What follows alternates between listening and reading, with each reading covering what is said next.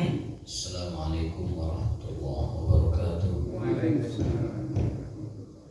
Innal hamdalillah nahmaduhu wa nasta'inuhu wa nastaghfiruh wa na'udzu billahi min shururi anfusina wa min sayyiati a'malina. May yahdihillahu fala mudilla lahu wa man yudlil fala hadiya lahu. Asyhadu an la ilaha illallah wahdahu la syarika lahu wa asyhadu anna Muhammadan abduhu wa rasuluhu la nabiyya ba'dahu. Allahumma shalli wa sallim ala nabiyyina Muhammadin sayyidil awwalin wal akhirin asyrafil anbiya'i wal mursalin arsalallahu hudatan rahmatan lil alamin wa ala alihi wa ashabihi wa man sara ala nahjihi ila yaumiddin. Allahumma subhanaka la ilma lana illa ma 'allamtana wa 'allimna ma yanfa'una wa zidna ilman. Allahumma rabbana atina fid dunya hasanah wa fil akhirati hasanah wa qina adzabannar. Amin. Bapak sekalian yang dimuliakan Allah Subhanahu wa taala, tema kita pagi ini adalah kitab Al-Adab Al-Mufrad, ya, atau akhlak dalam Islam, yang diambil dari hadis-hadis riwayat Bukhari, ya.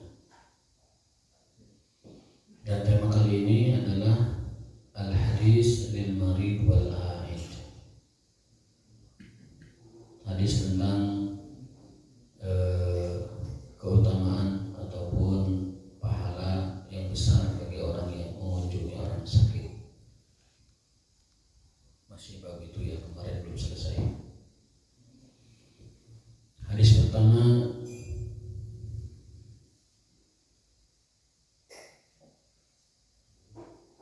Hadatsana Abdul Hamid bin Ja'far qala akhbarani abi anna Abu Bakar ibn Hazm wa Muhammad ibn al-Munkadir fi nas min ahli al-masjid adu Umar ibn al-Hakam ibn Rafi al-Ansari.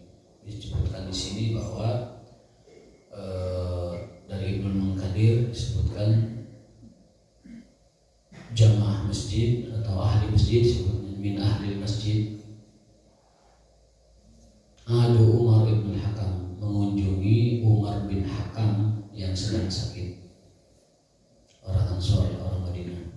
Qalu ya Aba Hafs hadisna, wahai Abu Hafs, hadisna, tolong sampaikan hadis atau bacakan hadis kepada kami yang dapat menjadi pelajaran bagi kami.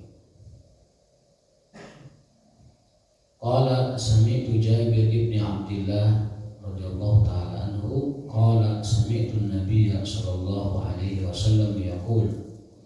Lalu beliau membacakan sebuah hadis yang diriwayatkan oleh sahabat mulia Jabir bin Abdullah, bahwasanya dia pernah mendengar Rasulullah sallallahu alaihi wasallam bersabda, "Man 'ada maridan, barang siapa yang menjenguk orang sakit, khada fi rahmah, maka dia masuk atau tenggelam fi rahmah, di dalam rahmat Allah Subhanahu wa taala." Jadi barang siapa yang mengunjungi orang sakit, maka dia tenggelam dalam rahmat Allah.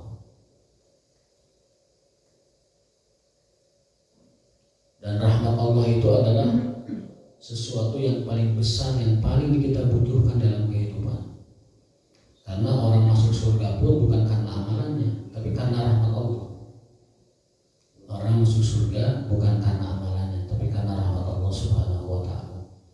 Di dalam sebuah hadis Rasulullah bersabda, la yudkhilu al-'abda al-jannata amaluhu. Tidaklah seseorang itu dimasukkan ke dalam surga karena amal ibadahnya atau amal perbuatannya. Illa an yad wala anta ya Rasulullah, apakah anda juga begitu wahai Rasulullah? Beliau menjawab, wala ana, aku pun demikian. Illa an yataghammadani Allahu bi rahmati, kecuali karena Allah telah meliputiku dengan rahmatnya.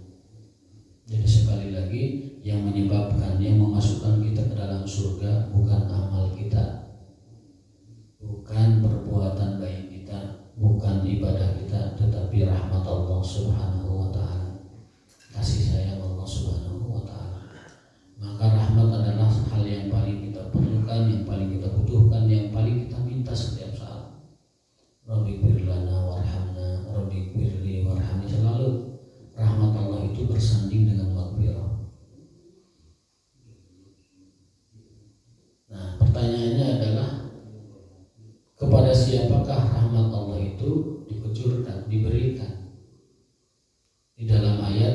disebutkan inna rahmatallahi qaribun minal muhsinin. Sesungguhnya rahmat Allah itu dekatnya dengan orang-orang yang ihsan. Apa ihsan itu? Ihsan itu kalau bahasa hadis, kamu beribadah hanya melihat Allah dan tidak melihat yang lainnya. Kamu beribadah, beramal hanya karena Allah dan tidak melihat yang lainnya. Kalaupun kamu tidak bisa melihat Allah dengan mata batinmu, yakinlah bahwa Allah melihat dan memperhatikan kamu. Nah, itu ihsan. Di dalam bahasan sederhananya, ihsan itu adalah akhlak. Ihsan itu adalah akhlak. Inna rahmatullah qaribun minal muhsinin. Sesungguhnya rahmat Allah itu dekatnya dengan orang-orang yang berbuat ihsan. Bahkan nanti orang yang dapat diizinkan melihat dan memandang Allah Subhanahu wa taala juga orang-orang yang berbuat ihsan. Ayatnya a'udzubillahi minasyaitonir rajim lilladzina ahsanu, bagi orang-orang yang berbuat ihsan, lilladzina ahsanu al-husna, diberikan husna, surga. Jadi husna itu surga. Husna ke surga. Husna namanya. Husna itu kan ejaan Jawa, ejaan Arabnya husna. Lilladzina ahsanul husna wa ziyadah, bagi orang yang berbuat ihsan dia mendapatkan al husna, surga, wa ziyadah, dan tambahannya. Apa tambahannya? Kenikmatan memandang Allah. Allah yang tiap hari, saban poe kita ibadahi. Allah yang tiap hari saban waktu kita mintai doa. Allah yang tiap hari saban waktu kita mintai segalanya. Kita zikir, kita sebut namanya. Nanti kita kelak akan memandangnya. Siapa yang dapat memandang Allah? Tadi orang-orang yang berbuat ihsan. Berdasarkan dalil Quran, lilladzina ahsanul husna wa ziyadah. Bagi orang-orang yang berbuat ihsan, mereka akan mendapatkan surga dan tambahannya, yaitu kenikmatan memandang Allah Subhanahu wa taala.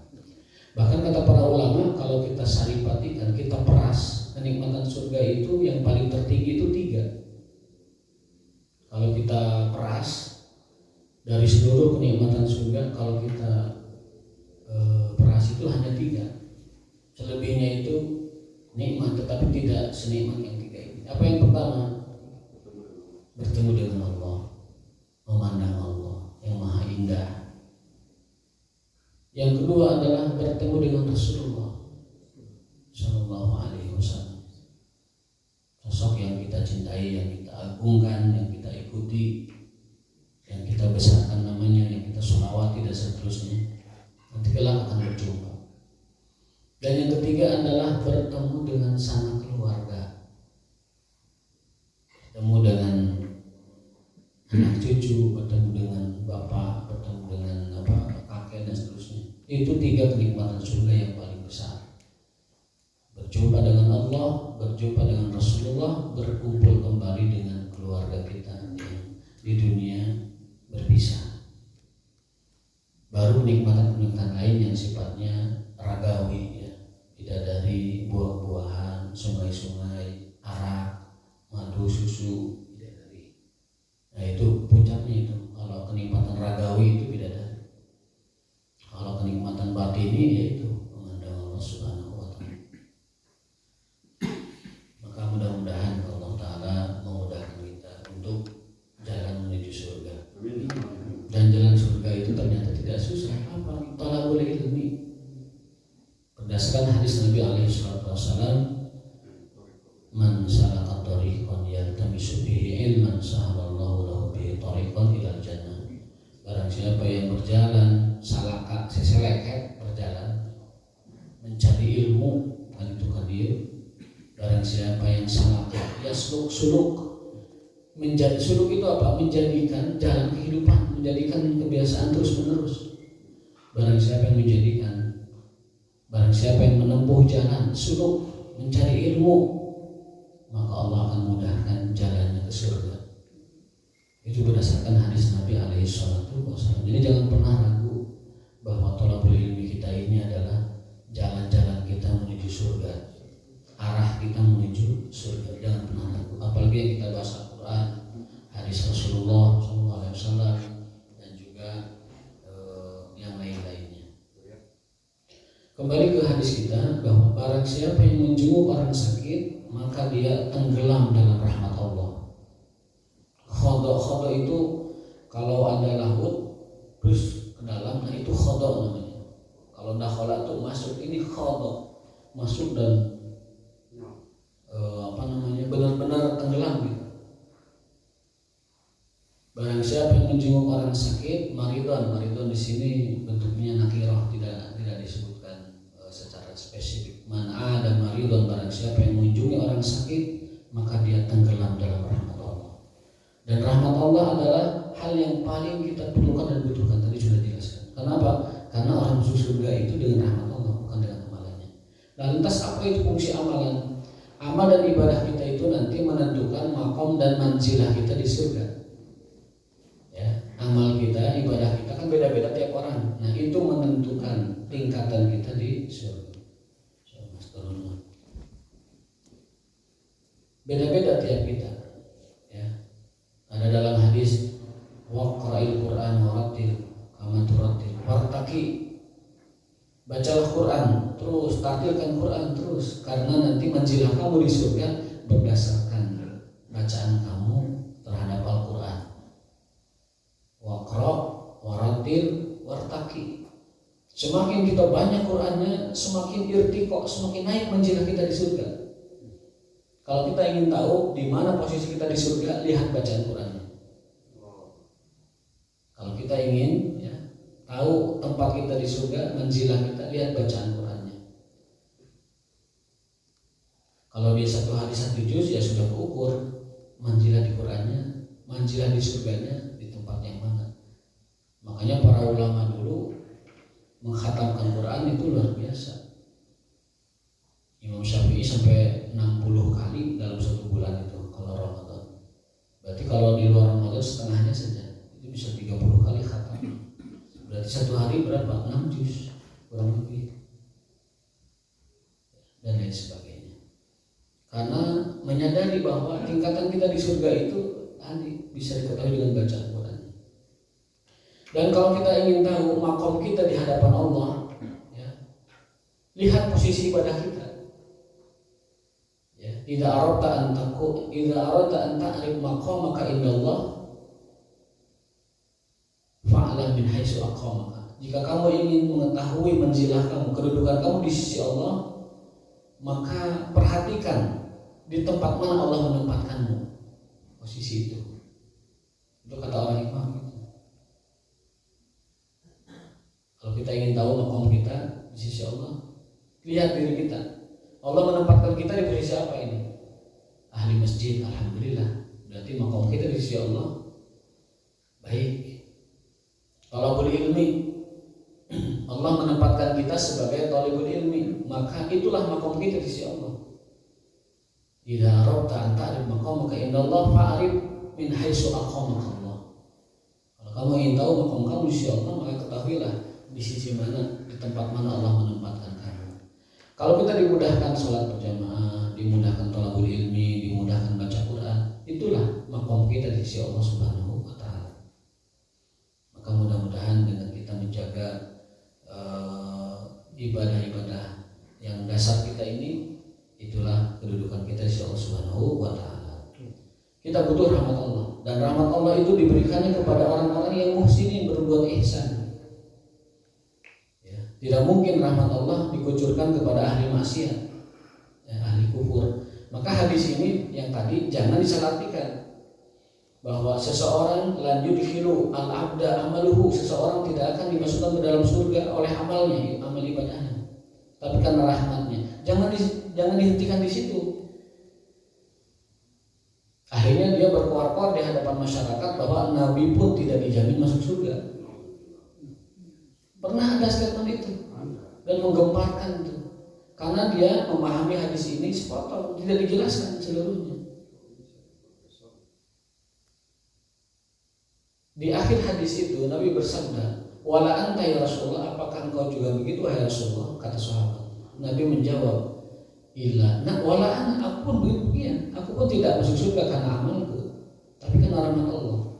Illa an yataghammadani Allahu bi rahmati, kecuali karena Allah telah merahmatiku atau memberikan rahmatnya kepadaku. Artinya premis pertama dengan terakhir itu kesimpulannya harus digabungkan. Apa? Rasulullah sudah mendapatkan rahmat Allah dan pasti dengan begitu dijamin masuk surga. Harusnya begitu jelaskan. Jadi Rasulullah sudah dijamin masuk surga karena sudah mendapat rahmat Allah. Itu harusnya poinnya di situ. Bukan dibahas secara ngambang bahwa orang tidak akan masuk surga kecuali dengan rahmat Allah. Termasuk Rasulullah pun demikian, tidak begitu. Sehingga itu akhirnya membuat keraguan umat dan membuat onar di tengah umat. Masa Rasulullah tidak dijamin masuk surga? Sahabatnya aja dijamin, Abu Bakar fil jannah, Umar fil jannah, Utsman fil jannah, Ali fil jannah, Talha fil jannah. Disebutkan 10 orang. Maka 10 orang ini adalah kelompok sahabat paling mulia setelah Khulafaur Rasyidin. Berikutnya ahli Badar, berikutnya ahli Bai'atur Ridwan, berikutnya sahabat-sahabat yang lain. Jadi itu ya, berkenaan dengan rahmat Allah Subhanahu wa taala. Hatta idza qa'ada istaqarra fiha. Hingga orang tersebut meninggalkan tempat dia menjenguk orang sakit, istaqarra fiha. Yang tadinya duduk di situ. Jadi orang yang menjenguk orang sakit maka dia menenggelamkan diri dalam rahmat Allah Subhanahu wa taala sampai dia berdiri meninggalkan itu rahmat Allah istaqarra, menetap pada dirinya. Jadi besar sekali mengunjungi orang sakit itu pahalanya. Bahkan dalam hadis kemarin bahwa Allah itu protes, wahai hambaku, kenapa kamu tidak mengunjungi aku saat aku sakit? Lalu hamba tersebut menjawab, bagaimana engkau sakit ya Rabbal Alamin? Sementara engkau adalah Tuhan semesta alam, gimana engkau sakit? Gimana kami mengunjungi engkau sakit? Dan engkau Tuhan semesta alam. Lalu Allah menjelaskan, man adali maridun, barang siapa yang mengunjungi orang sakit, maka dia telah mengunjungiku. Barang siapa yang menjenguk orang sakit, maka dia telah menjengukku. Itu artinya apa? Kiasan dari Allah, saking beratnya pahala dan keutamaan menjenguk orang sakit sampai Allah tamsilkan, dalam arti kata menyebutkan bahwa barang siapa yang mengunjungi orang sakit itu adalah mengunjungiku. Dan orang yang tidak mengunjungi orang sakit itu seperti orang yang dalam hadis kemarin ya, tidak mengunjungi Allah Subhanahu wa taala. Ada lagi dalam lafaznya itu, wahai hambaku, kenapa kamu tidak kirimi aku makan saat aku lapar? Sampai begitu Allah menjelaskan di dalam hadis qudsi. Kemudian orang tersebut menjawab, ya Rabb, wahai Allah, gimana mungkin aku memberimu makan padahal aku makan pun darimu dan engkau Tuhan semesta alam. Kata Allah, ada orang butuh makanan, kamu tidak kasih makanan. Itu maksudnya. Jadi saking beratnya keutamaan tadi memberi makan, kemudian mengunjungi orang sakit, kemudian memberi pakaian orang yang tidak punya pakaian, itu sampai Allah menjelaskan tentang dirinya seperti itu. Hambaku, kenapa kamu tidak memberiku aku pakaian saat aku membutuhkan pakaian? Kata orang tersebut, bagaimana aku memberimu pakaian padahal pakaian kamu dari kamu, dari engkau, dan engkau adalah Tuhan semesta alam.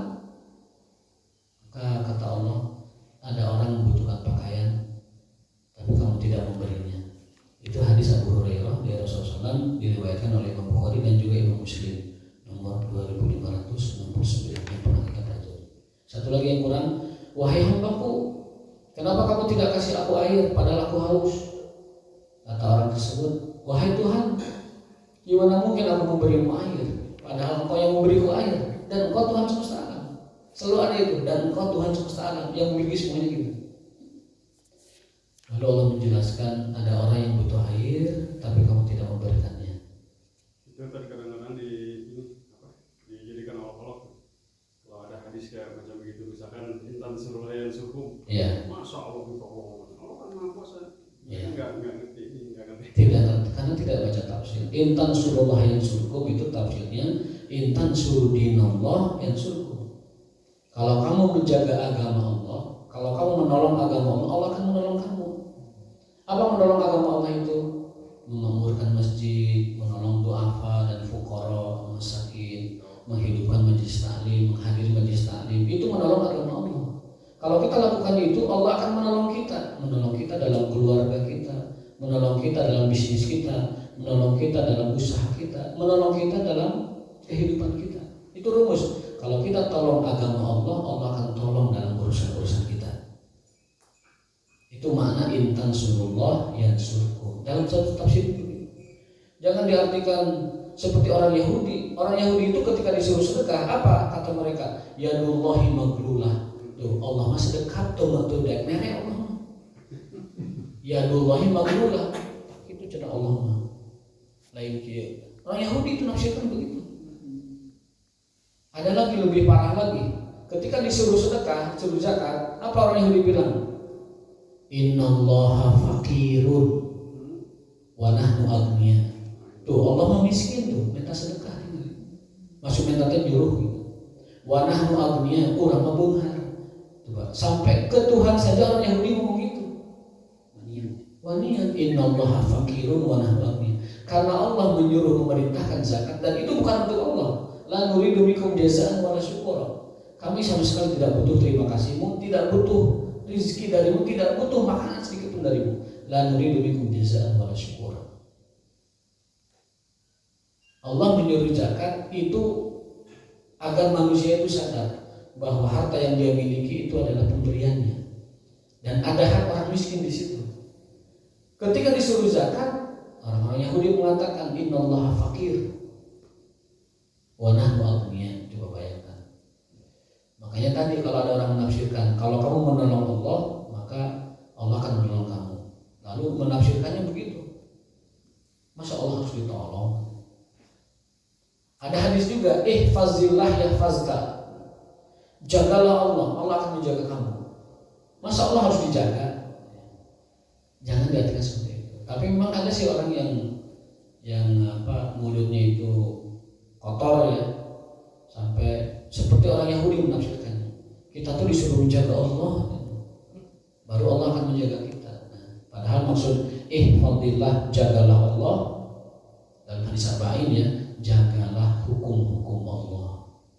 Yahfazkan, nanti Allah akan menjaga kamu. Padahal kalau hal yang begitu orang itu cukup googling aja dapat loh itu. Satu dapat. Yang kedua, bahasa itu kan ada dua, ada bahasa namanya apa? Linguistik, leksikal, ada bahasa metafor. Kias itu orang punya, kalau orang punya otak ngerti itu. Ihfadillah yahfadka, ihfadillah tajidhu tujahaka. Jagalah Allah, Allah akan jaga kamu. Kemudian jagalah Allah, Allah akan dapatkan di hadapanmu. Itu kan metafor yang sangat mudah dipahami. Tidak perlu sekolah tinggi memahami. Tolonglah Allah, Allah akan menolong kamu. Itu tidak perlu bahasa tinggi. Saya kira mudah ya. Termasuk itu tadi, barang siapa yang mengunjungi orang sakit, maka dia seperti mengunjungi Allah. Karena Allah tidak perlu dikunjungi. Kenapa demikian? Allahnya sendiri yang menyatakan, itu aja masalahnya. Allah sendiri yang menyatakan, saking pentingnya. Wahai manusia, kenapa kamu tidak kunjungi aku saat aku sakit? Kan gitu. Nah ternyata itu kan kias, nggak mungkin Allah sakit, mustahil. Maksudnya adalah orang yang sakit, orang yang tidak butuh, orang yang tidak memiliki pakaian, orang yang tidak punya minum, orang yang tidak punya makan. Nah, gitu. Itu hadis yang ke-522. Pentingnya mengunjungi orang sakit, karena orang yang menjenguk orang sakit maka dia tenggelam dalam rahmat Allah Subhanahu wa taala. Berikutnya adalah man shalla indal marid. Ini ceritanya dari Imam Atha radhiyallahu taala. Bukan Atha ya. Atha bin Rabah, ini tabi'in, tokoh besar ulama di Makkah Al-Mukarramah. Gurunya Hasan Al-Basri qala adani Umar ibn Safwan fa hadaratis shalah fa shalla bihim ibnu Umar rak'atain wa qala inni safar. Jadi kita ini dibolehkan melakukan sholat berjamaah di rumah orang yang kita kunjungi, ya, dengan tetap berjamaah tadi. Dan hadisnya bukan hanya satu, lebih dari satu. Pernah para sahabat itu berkunjung ke rumah Abdurrahman bin Auf. Kemudian dari waktu sholat Isya, ya, itu mereka sholat di rumah Abdurrahman bin Auf. Karena mungkin masjidnya jauh, atau mungkin karena situasi dan kondisi. Kalau kita ke masjid dulu balik lagi ke rumah Abdurrahman bin Auf akan ribet lah, sehingga sholatnya di rumah Abdurrahman. Dan mungkin ada sebab lain. Abdurrahman bin Auf kan orang kaya, rumahnya lega, jadi berjamaahnya memungkinkan gitu. Ayo rumah sedia pelok mah susah berjamaah semua, tidak bisa gitu. Jadi harus dilihat dari beberapa aspek. Yang jelas memang dibolehkan kalau kita berkunjung ke suatu tempat, ke rumah saudara kita, baik menjenguk orang sakit atau silaturahim bahkan, kemudian dari waktu sholat kita boleh mengadakan jamaah di tempat itu. Meskipun demikian tetap afdalnya berjamaah itu di masjid, di tempat yang dikumandangkan azan. Namun kebolehannya tetap berlaku. Asal berjamaah tetap berjamaah. Dan tentunya diperhatikan juga situasinya. Kalau tempat tersebut dekat dengan masjid, ya ke masjid. Itu pertimbangan seperti itu tidak boleh diabaikan. Nah, berikutnya adalah hukum menjenguk orang sakit tapi non muslim. Kan pernah ditanya gitu ya, gimana sih menjenguk orang non muslim?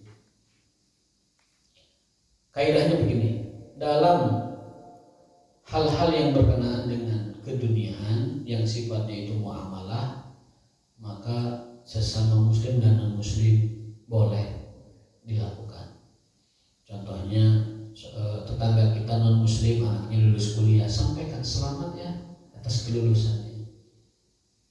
Cucunya lahir, anaknya lahir, sampaikan selamat ya atas kelahirannya. Mendapatkan rezeki yang nomplok yang banyak, selamat ya atas kesuksesannya, naik pangkat jabatan, selamat, boleh ya. Mengucapkan selamat, mengucapkan motivasi dan lain sebagainya, sapaan terutama kepada orang non muslim dalam hal-hal yang sifatnya keduniaan muamalah itu boleh. Yang tidak boleh itu adalah mengucapkan tahniah atau selamat, tahiyah dan lain sebagainya dalam hal yang khusus keagamaannya. Maka diharamkan kita mengucapkan selamat Natal, selamat Waisak, selamat Nyepi dan lain sebagainya. Tidak boleh, haram hukumnya. Jadi sekali lagi, dalam perkara keduniaan boleh, itu sepakat para ulama. Silahkan. Selamat lahiran, selamat ngirim kado boleh, ngirim bingkisan afdol, ngirim makanan ke tetangga luar biasa. Mudah-mudahan dengan begitu hatinya itu lembut dan masuk ke dalam agama Islam. Itu yang dicontohkan oleh Rasulullah SAW. Bahkan tetangga yang kafir pun punya hak yang besar dari kita. Seperti halnya tetangga yang kita muliakan seorang muslim. Bedanya dia punya hak muslim, ini tidak punya hak sebagai seorang muslim. Tapi dimuliakan sebagai tetangganya itu sama. Nah, hukum mengunjungi orang yang sakit sampai sampai mengucapkan kematiannya dengan innalillahi wa inna ilaihi rajiun itu dibolehkan. Pada orang kafir.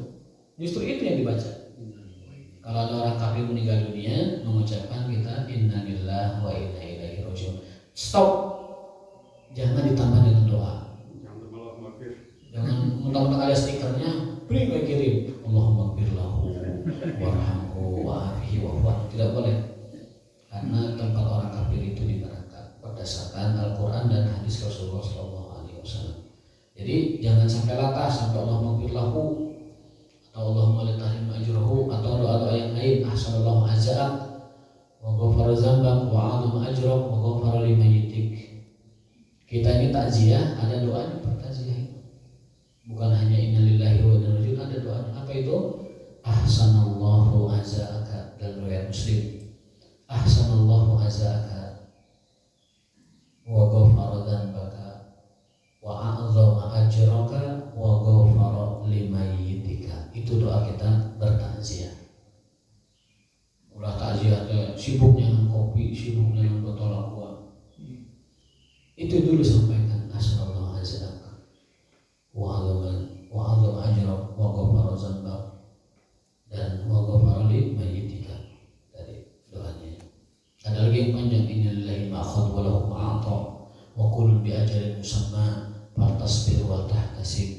Lebih panjang, tapi yang mudah yang tadi ahsanallahu azza, semoga Allah memberikan banyak pahala kebaikan dari kesedihanmu, wa azam ajrak, dan memberikan pahala yang besar atas kesabaranmu, wa ghafara li mayyitika, dan Allah ampuni almarhum yang meninggalkan kamu. Itu doa takziah disampaikan ke orang yang berbelasungkawa. Nah, Rasulullah SAW disebutkan dalam hadis Anas bin Malik. Ya, Anas ini seperti kita pernah jelaskan, Anas itu adalah pembantu Rasulullah yang sudah khidmah di rumah Nabi 10 tahun semenjak kecil. Dititipkan oleh ibunya untuk membantu Rasulullah. Dan Anas ini membantu Rasulullah dalam hal-hal yang sifatnya agak personal. Maka kita dapati dalam Sahih Bukhari yang pernah kita bahas, Anas itu kalau Nabi tidur, dia yang ngelapin badannya. Kalau Nabi berkeringat, itu dilap. Lama-lama ibunya itu pengen barokah. Coba Anas, kalau kamu mengelapi badan Rasul, diperat itu keringatnya. Nah, maka Anas ngelap badan Nabi, kemudian memerasnya, dimasukkan ke dalam botol, jadi minyak wangi. Itu dalam Bukhari ada hadisnya. Terus juga ibunya, ya wahai Anas, kalau beliau tidur, tolong ambilkan ibu rambutnya Rasulullah. Tidur kan normalnya orang tidur tuh ada 1-2 helai rambut yang berguguran biasa, kan proses pergantian rambut baru gitu. Diambilkan rambutnya oleh Anas, itu diberikan kepada ibunya. Ada sahabat Bilal tuh minta dikasih, Khalid bin Walid dikasih. Jadi para sahabat itu beberapa orang ada yang menyimpan rambutnya Rasulullah SAW. Dan ibunya Anas itu minta diperaskan keringat Rasul dan menjadi minyak wangi. Maka Syekh Shalih Fauzan mengatakan ciri orang soleh itu badannya wangi. Ya, ciri orang soleh, karena masuk akal. Satu, orang soleh hanya makan yang halal-halal, yang baik, seleksi lah. Yang kedua, orang soleh itu sering menggunakan minyak wangi. Yang ketiga, orang soleh itu wudunya 5 kali dan mandinya sering, ya kan? Otomatis bersih dengan sendirinya.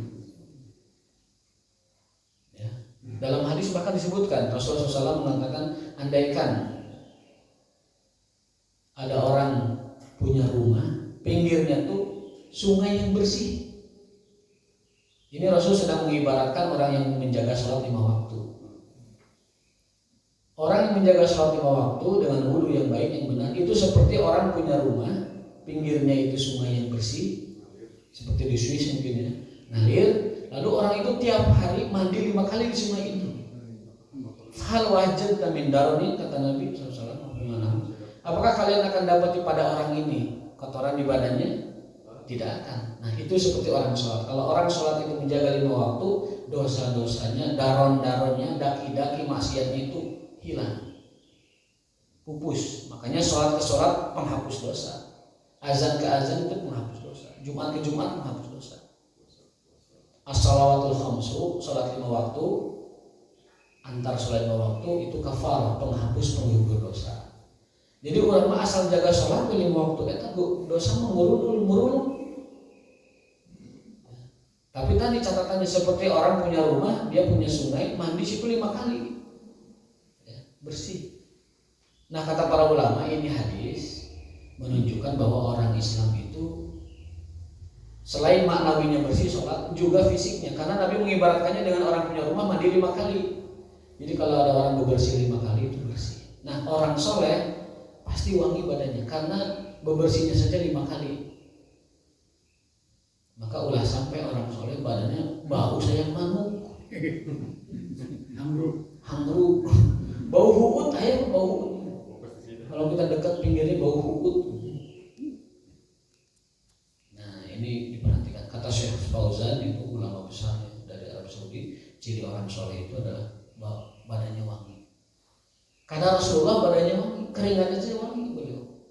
Ya kalau beliau mah kan mukjizat ya. Beliau itu kan diberikan Allah SWT demikian. Beliau senang minyak wangi kan gitu. Dan beliau senang minyak wangi. Sudah mah badannya bersih dan wangi, dipakaikan minyak wangi tambah wangi. Urang mah sudah mah badannya buladi, kemudian bau segala macam gitu, tidak pakai minyak wangi. Ya udah jadi bau. Nabi SAW bersabda, "Hubbiba ilayya minad dunya salas." Aku mencintai dunia karena 3 hal. Minyak wangi, istri, dan sholat. Dan dijadikan sholat sebagai permataku, sebagai keindahanku. Istri, minyak wangi, sholat, dan sholatlah sebagai keindahan mataku. Qurratu aini. Hubbiba ilayya minad dunya salasun atibu wan nisa'u wa ju'ilat qurratu ainin li fi shalah. Penyejuk mata, keindahan. Keindahan itu sesuatu yang paling membetahkan gitu. Itu sholat. Tapi kalau sholat itu betah, guru-bugan ya, secepat kilat untuk membereskan gitu. Nah itu berarti belum menjadi qurratu ain sholat itu. Istri qurratu ain, anak qurratu ain, tapi sholat lebih qurratu ain dan wangian. Itu hadisnya. Yang kedua, Nabi SAW kalau dikirim hadiah oleh raja-raja kolega beliau itu hanya minyak wangi yang tidak pernah ditolak. Kalau beliau dihadiahkan minyak wangi tidak pernah ditolak. Maka minyak wangi itu termasuk sebaik-baik hadiah yang diberikan kepada saudara muslim yang lain. Tapi ya jangan nyong-nyong juga minyak wangi. Nyong-nyong mah sholatnya paling ngarep gitu.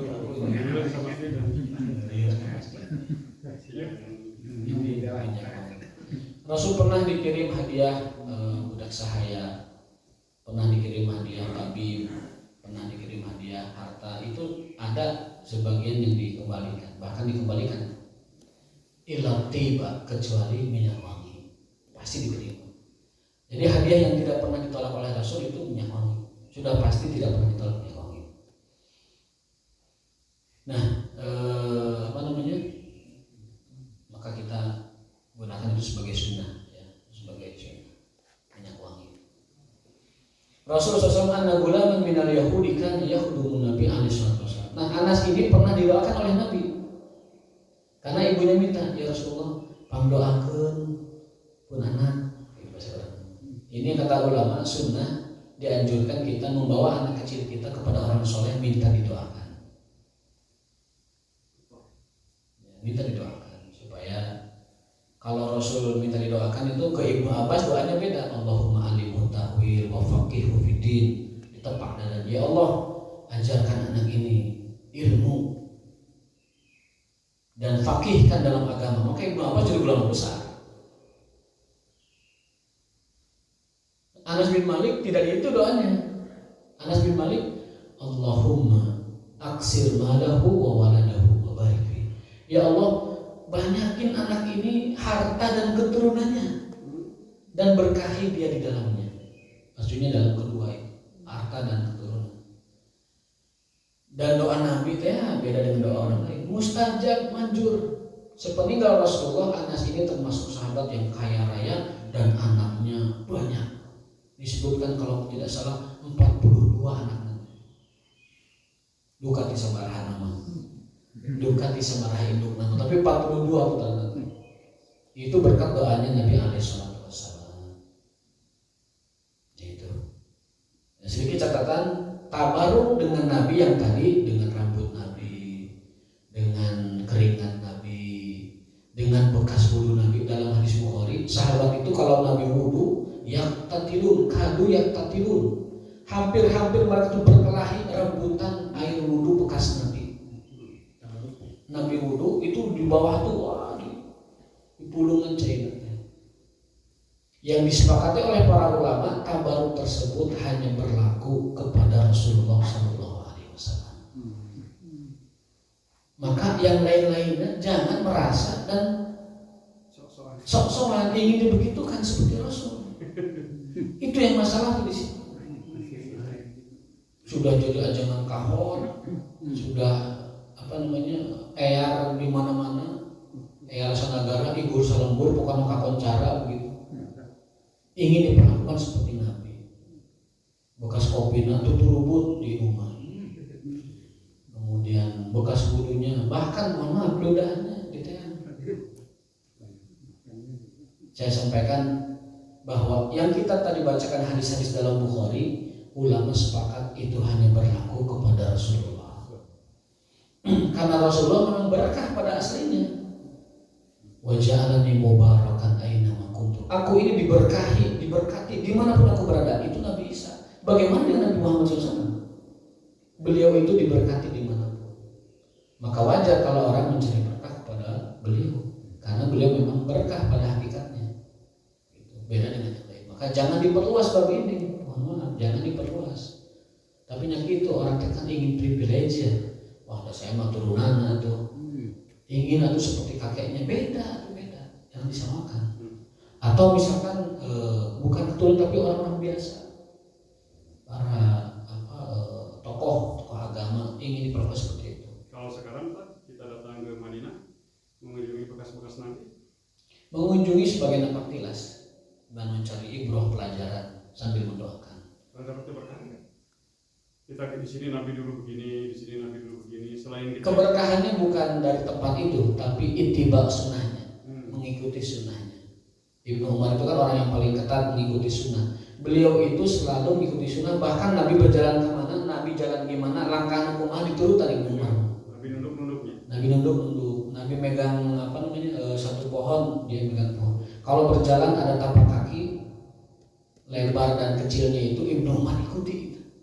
Saking ketatnya mengikuti sunnah Rasul. Nabi sholat di belakang tiang, dia sholat di belakang tiang. Nabi dulu jalannya bagaimana, dia ikuti. Langkahnya di mana, diikuti. Itu Ibnu Umar. Maka beliau itu orang yang paling ketat mengikuti sunnah Rasul. Kalau Ibnu Abbas yang paling longgar. Makanya ulama sering berdoa, ya Allah berikanlah aku kepahaman agama seketat Ibnu Umar dan selonggar Ibnu Abbas. Itu baru sempurna itu ilmu. Ya Allah, ajari aku ilmu agama seketat Ibnu Umar dan selonggar Ibnu Abbas radhiyallahu taala anhu. Kita sedikit ngabret ya, bahwa Rasulullah SAW mengunjungi seorang gulam,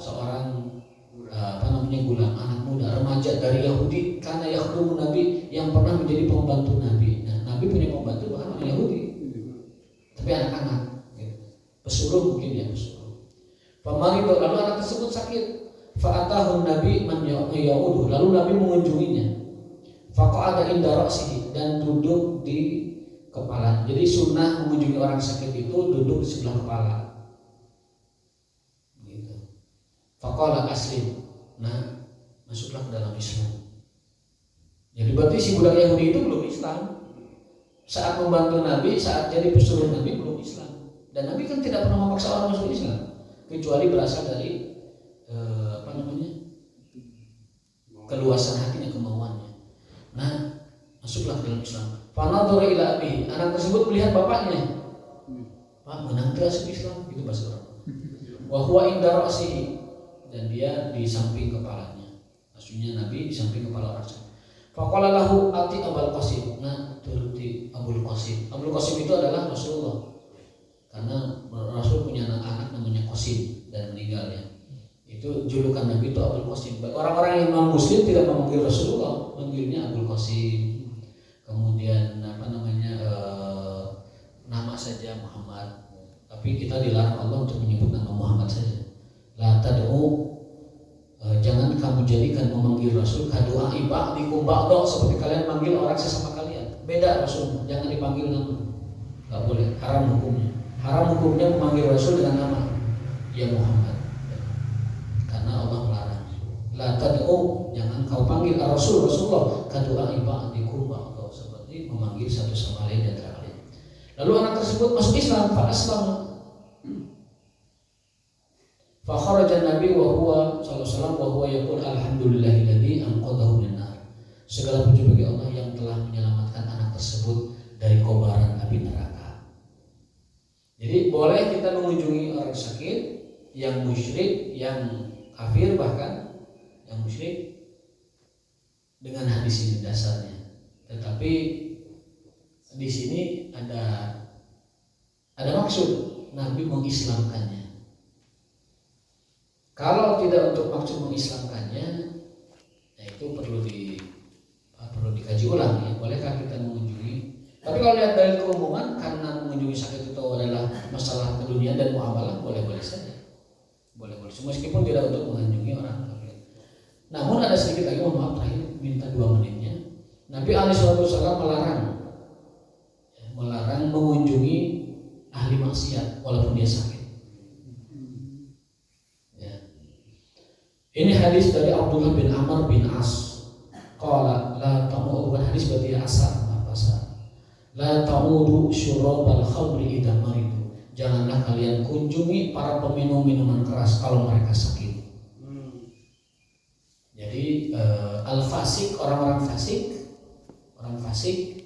itu kalau sakit nggak usah dikunjungi, kata Abdullah bin Amr bin As. Sebagai pelajaran buat yang lainnya. Ya, tetapi ini tidak mutlak, karena bukan hadis, ini adalah asar sahabat. Jangan kunjungi para peminum keras. Minum-minum keras. Jadi terima kasih atas perhatiannya, mohon maaf atas tambahan waktunya. Mudah-mudahan Allah mudahkan kita dalam menjalani hari dengan kebaikan, dan mudah-mudahan Allah memberikan taufik dalam thalabul ilmi secara istiqomah. Amin ya rabbal alamin. Wa'alaikum warahmatullahi wabarakatuh. Hadanallahu wa iyyakum ajma'in. Subhanakallahumma wa bihamdika asyhadu an la ilaha illa anta astaghfiruka wa atubu ilaik. Wassalamualaikum warahmatullahi wabarakatuh.